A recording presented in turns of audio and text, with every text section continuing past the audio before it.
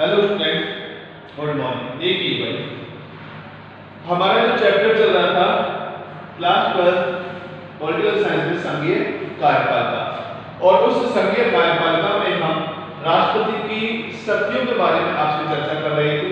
उससे पहले हमने कार्यपालिका शक्तियों के बारे में आपको बताया था राष्ट्रपति की, और कल जो बताया था वो हमने विधायी शक्ति के बारे में आपसे चर्चा की थी। और विधायी शक्ति में हमने आपको बताया था कि संसदीय व्यवस्था होने के कारण, जैसा कि आपको बताया कि भारत में संसदीय व्यवस्था को अपनाया गया है, तो संसदीय व्यवस्था के कारण राष्ट्रपति कार्यपालिका का संवैधानिक प्रमुख तो होता ही है, ऐसे ही वह हमारी संघीय व्यवस्था का अर्थात संसद का भी एक अभिन्न अंग होता है। जो हमारी संघीय व्यवस्थापिका अर्थात संसद जो होती है उसका भी एक अभिन्न अंग राष्ट्रपति को माना जाता है। इस नाते वह अनेक कार्य करता है, इस नाते उसे विधायी शक्तियां दी गई है। और इन विधायी शक्तियों में देखिए भाई कि हम सबसे पहले ये कह सकते हैं कि राष्ट्रपति को संसद का सत्र बुलाने का अधिकार होता है। वह संसद का सत्र बुलाता है, उसका सत्रावसान करने का अधिकार राष्ट्रपति को होता है। तो सत्र आहूत करने का, सत्रावसान करने का अधिकार राष्ट्रपति के पास में होता है। उसके बाद में बात करते हैं कि राष्ट्रपति लोकसभा को उसके कार्यकाल से पूर्व भी भंग कर सकता है।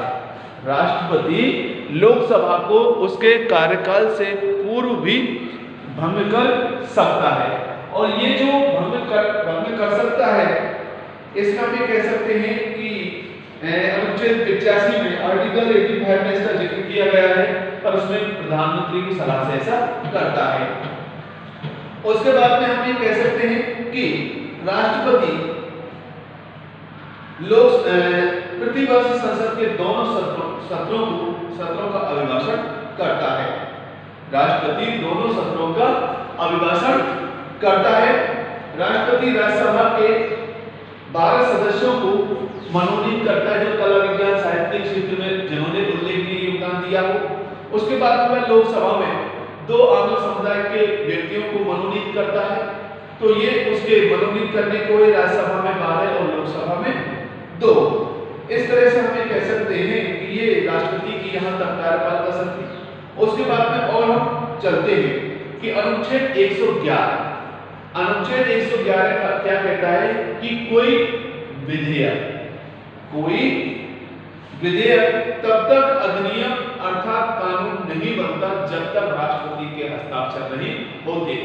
इसलिए अधिनियम 111 के तहत जब राष्ट्रपति किसी विधेयक पर अपने हस्ताक्षर या अपनी सहमति दे देता है, तभी वह कानून का या अधिनियम का रूप धारण करता है। अब देखिए भाई, यहाँ पर राष्ट्रपति को कुछ अधिकार ऐसे होते राष्ट्रपति को विधेयक के बारे में कि कोई जरूरी नहीं कि वो उस पर सहमति दे। इसमें कई बातें हैं, जैसे कि पहली बात आप देखिए कि किसी साधारण विधेयक को संसद को लौटाकर पुनर्विचार के लिए कह सकता है। विधेयक राष्ट्रपति के पास आया, अगर मोहर लगा दी तो विधेयक अधिनियम बन जाता है।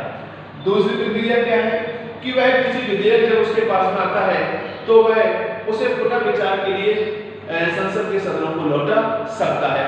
और फिर उसके बाद में संसद के दोनों सदन अगर उस पर पुनर्विचार करें या ना करें और दोबारा राष्ट्रपति के पास में भेजते हैं, तो राष्ट्रपति को उस पर स्वीकृति देनी ही पड़ेगी। इसलिए इसे निलंबनकारी या निषेधाधिकार कहते हैं। इसे अधिकार को निलंबनकारी निषेधाधिकार वीटो कहते हैं। संविधान में राष्ट्रपति के लिए कोई ऐसे समय के लिए तय नहीं है। संविधान में राष्ट्रपति के लिए किसी विधेयक के लिए कोई ऐसा समय तय नहीं है कि इतने समय में ही उसको उस विधेयक पर अपनी कार्रवाई करनी पड़ेगी। कि वह विधेयक पर हस्ताक्षर करे न करे, ये उस पर पुनर्विचार के लिए संसद को भेजे, बल्कि अपने पास भी वह उसे रख सकता है। एक स्थिति तो ये होगी कि उसने साइन करके दे दिया, हस्ताक्षर कर दिए, विधेयक कानून बन गया। एक स्थिति ये हो गई उसने पुनर्विचार के लिए लौटा दिया। पुनर्विचार दोनों सदनों ने उस पर पुनर्विचार किया, फिर या नहीं किया तो भी राष्ट्रपति के पहुंचा दिया राष्ट्रपति के पास, तो राष्ट्रपति को उस पर स्वीकृति देनी पड़ेगी। इसे निलंबनकारी निषेधाधिकार या वीटो कहते हैं। ये कोई निश्चित नहीं है संविधान में कि राष्ट्रपति को निश्चित समय में ही ये कार्रवाई करनी पड़ती है या उसे हस्ताक्षर या सहमति देनी पड़ती है। तीसरी बात ये आती है कि राष्ट्रपति की किसी भी विधेयक को, जैसे विधेयक उसके पास में आता है तो कोई जरूरी नहीं कि वह पुनर्विचार के लिए संसद के सदनों के पास में भेजे, वो उस विधेयक को अपने पास भी रख सकता है और वो एक अनिश्चित समय होता है, कभी तक रख सकता है और इसलिए वह विधेयक पारित नहीं हो पाता है। और ऐसे विधेयक को हम या हम राष्ट्रपति के इस अधिकार को जेबी निषेधाधिकार या पॉकेट वीटो कहते हैं। ऐसे अधिकार को क्या कहते हैं? पॉकेट वीटो कहते हैं कि राष्ट्रपति के पास में आया और राष्ट्रपति ने अपने पास रख लिया और उसे पुनर्विचार के लिए नहीं भेजा तो उसे राष्ट्रपति का पॉकेट वीटो का अधिकार कहते हैं। तो ये अपना पॉकेट वीटो का अधिकार हुआ। उसके बाद में ये ऐसा प्रयोग कब किया था? ज्ञानी जैल सिंह ने डाकघर बिल संशोधन विधेयक के तहत किया था कि डाकघर बिल संशोधन विधेयक जब उसके पास में आया था तो उसने वो अपने पास में रख लिया निश्चित कार्य के लिए और अपने जेबी वीटो या पॉकेट वीटो के अधिकार का उन्होंने पूरी तरह से प्रयोग किया था।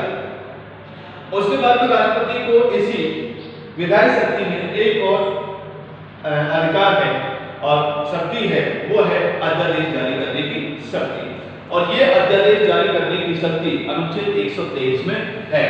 1, 2, 3 आर्टिकल 1, 2, 3 और इस आर्टिकल के तहत हम ये कह सकते हैं कि जब संसद का कोई सत्र नहीं चल रहा हो और देश में कानून बनाने की स्थिति हो तो उस समय पर राष्ट्रपति अध्यादेश जारी करके किसी भी कानून को लागू कर सकता है। लेकिन हम ये कहें कि ये जो कानून होता है यदि यह 6 सप्ताह में संसद उसे पारित कर दे, कर विधि न बनाए तब वह अध्यादेश समाप्त माना जाता है।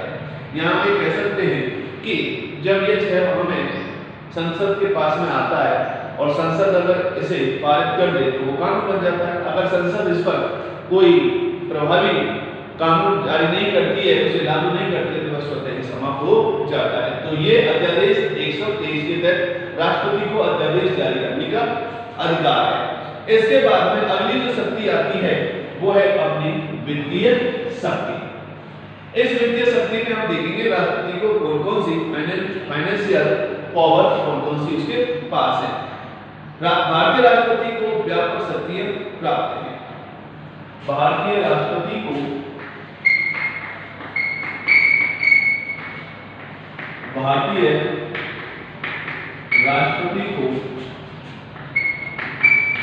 व्यापक शक्तियां भारतीय राष्ट्रपति को व्यापक शक्तियां प्राप्त हैं। भारतीय राष्ट्रपति को व्यापक शक्तियां प्राप्त हैं अनुच्छेद 112 के अंतर्गत। अनुच्छेद 112 के अंतर्गत अनुच्छेद 112 के अंतर्गत राष्ट्रपति संसद से समक्ष संघ का वार्षिक आय व्यय का विवरण प्रस्तुत करता है। राष्ट्रपति 112 के अंतर्गत राष्ट्रपति संसद से समक्ष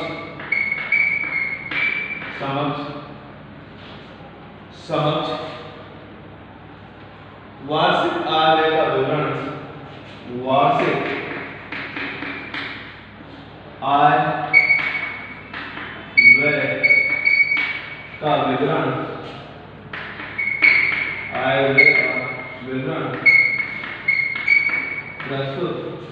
करता है। आय व्यय का विवरण प्रस्तुत करता है। अनुच्छेद 113 के तहत बिना राष्ट्रपति की सिफारिश के अनुच्छेद 113 के तहत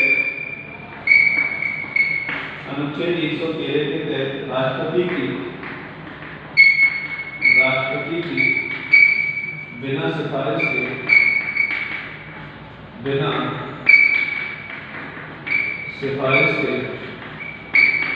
राष्ट्रपति की बिना सिफारिश के संसद से किसी प्रकार की धन की मांग नहीं की जा सकती। संसद से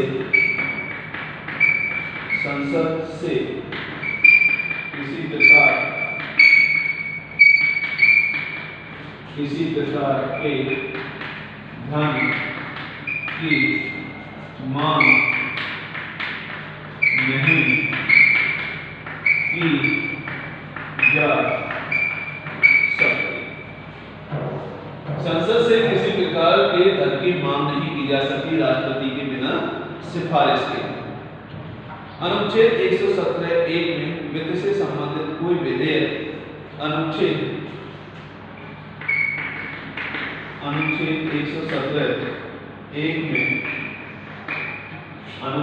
117(1) में वित्त से संबंधित कोई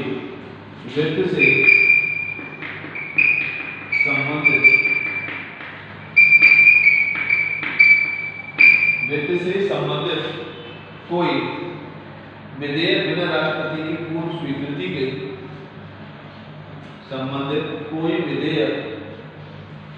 कोई विधेयक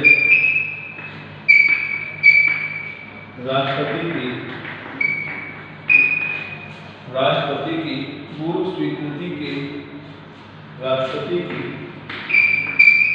पूर्व स्वीकृति के बिना स्वीकृति के संसद में प्रस्तुत नहीं किया जा सकता। संसद में प्रस्तुत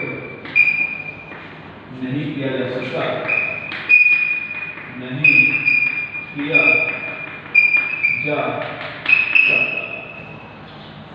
पूर्व स्वीकृति के संसद में प्रस्तुत नहीं किया जा सकता तथा किसी विधेयक के पारित हो जाने पर तथा किसी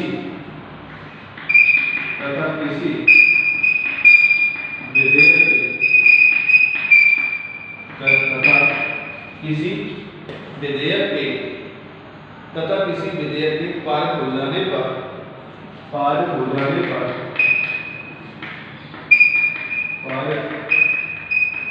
हो जाने पर तथा किसी विधेयक के पारित हो जाने पर भारत की संचित निधि से व्यय करना होगा। हो जाने पर भारत की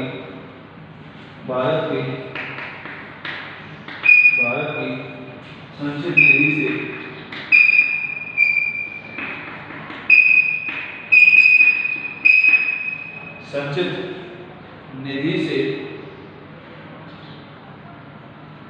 व्यय करना होगा।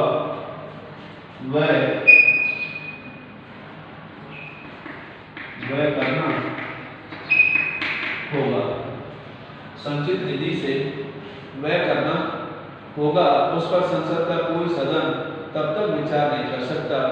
उस पर संसद का कोई सदन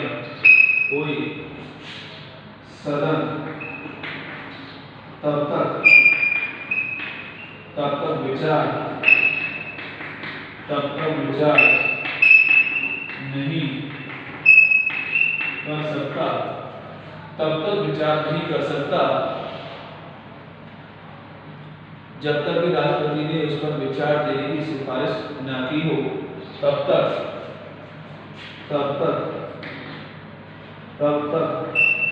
राष्ट्रपति ने उस पर विचार करने की तब तक राष्ट्रपति ने उस पर विचार देने की उस पर विचार देने की सिफारिश न की हो।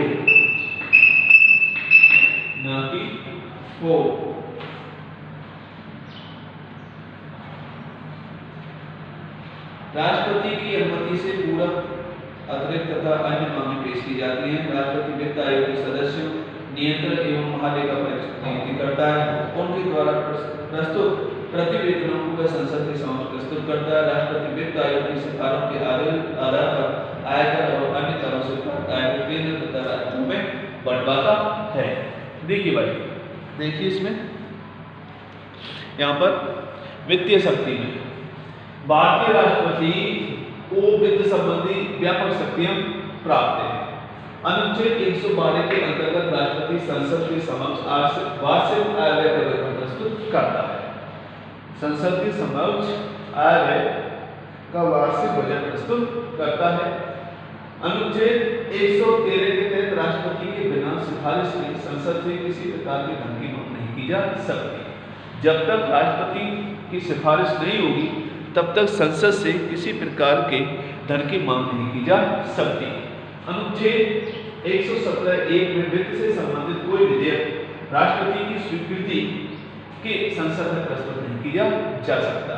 अनुच्छेद 117 से वित्त से संबंधित कोई भी विधेयक जब तक राष्ट्रपति की स्वीकृति नहीं मिलेगी, जब तक संसद में वह प्रस्तुत नहीं किया जा सकता। तथा किसी विधेयक के पारित हो जाने पर भारत की संचित निधि से वह करना होगा। उस पर संसद का कोई सदन तब तक विचार नहीं कर सकता जब तक राष्ट्रपति उस पर विचार देने की सहमति या सिफारिश न करे। ये अपना वित्तीय संबंधी अपनी शक्तियां। इसमें यहाँ पर यह भी कहा है कि राष्ट्रपति की अनुमति से पूरक, अतिरिक्त तथा अन्य मांगे पेश की जाती है। उसके बाद में यहाँ राष्ट्रपति वित्त आयोग के सदस्यों और नियंत्रक और महालेखा परीक्षक की नियुक्ति करता है। उनके द्वारा प्रस्तुत प्रतिवेदनों को यह संसद के समक्ष प्रस्तुत करता है। राष्ट्रपति वित्त आयोग की सिफारिशों के आधार पर ही आयकर और अन्य करों से प्राप्त आय को केंद्र और राज्यों में बंटवाता है। तो इस तरह से ये राष्ट्रपति की वित्तीय शक्ति हुई। इसके बाद में अगली जो शक्ति चलती है वो है अपनी न्यायिक शक्ति।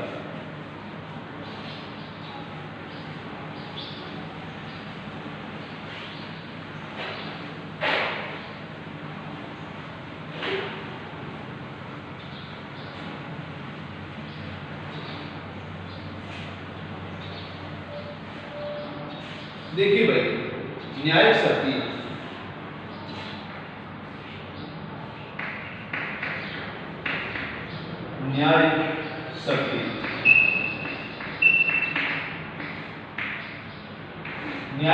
हम देखिए भाई कि राष्ट्रपति को न्याय संबंधी शक्तियां कौन कौन सी प्राप्त हैं। इन न्यायिक शक्तियों में सबसे पहले चलते हैं कि राष्ट्रपति को कुछ न्यायिक शक्तियां प्रदान की गई अनुच्छेद 72 के अनुसार। अनुच्छेद 72 के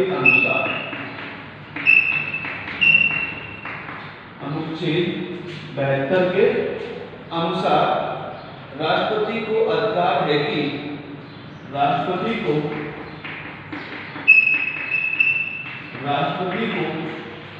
अधिकार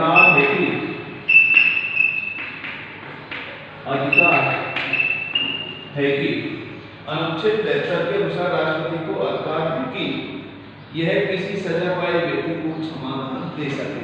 यह किसी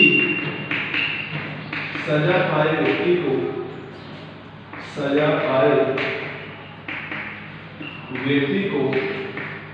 क्षमादान दे सके।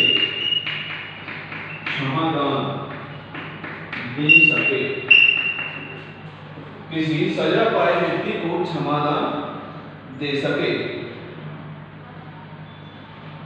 न्यायालय द्वारा दंडित व्यक्तियों के संबंध में न्यायालयों द्वारा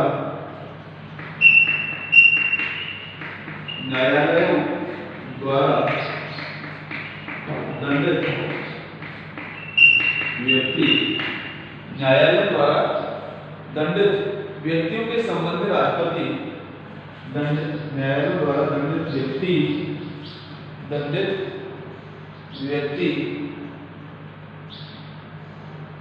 व्यक्तियों के संबंध में राष्ट्रपति दंडित व्यक्तियों के संबंध में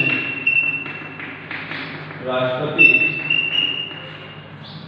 दंडित व्यक्तियों के संबंध में राष्ट्रपति को क्षमा प्रदान करने क्षमा प्रदान कर दे, राष्ट्रपति को क्षमा प्रदान करने, दंड को कम कर दे, दंड को कम करने, क्षमा प्रदान करने, दंड को कम करने या दंड को बदलने की शक्ति प्राप्त है, या दंड को बदलने की शक्ति प्राप्त है, दंड को बदलने की शक्ति प्राप्त है। इन शक्तियों का प्रयोग राष्ट्रपति 3 प्रकार के मामलों में कर सकता है। इन शक्तियों का प्रयोग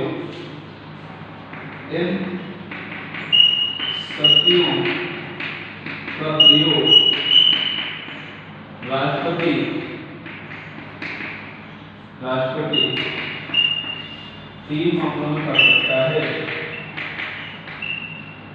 3 मामलों में कर सकता है। 3 मामलों में कर सकता है। पहला, उन सभी मामलों में जहां दंड किसी सैनिक न्यायालय द्वारा किया गया हो।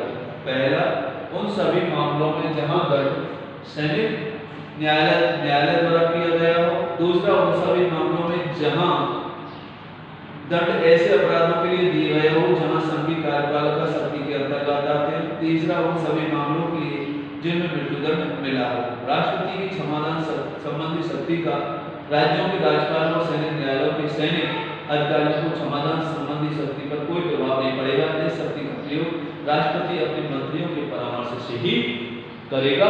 तो ये राष्ट्रपति की अपनी कौन सी भाई ये न्यायिक शक्ति होती है। न्यायिक शक्ति में वह व्यक्ति की सजा को कम कर सकता है, बदल सकता है, माफ भी कर सकता है। ये अनुच्छेद 72 के तहत आती है। और कल जो हमारी अगली शक्ति है आपातकालीन शक्ति, हम उनके बारे में कल चर्चा की जाएगी। Thank you. That's all.